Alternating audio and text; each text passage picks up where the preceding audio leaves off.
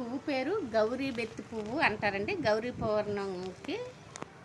పౌర్ణంకి పెడతారు, దేవుడికి గౌరీదేవికి పెడతారు. ఇది నర్సరీల్లో దొరకదు. నేను బయట నుంచి దుంప తెచ్చి వేసుకున్నాను, తర్వాత విత్తనాలు చేసి వేసాను.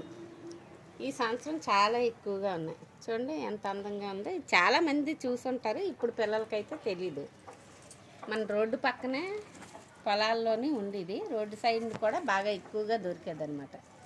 చూడండి దీని అంతటిదే వస్తుంది, దాని అంతటదే మళ్ళీ చచ్చిపోద్దండి.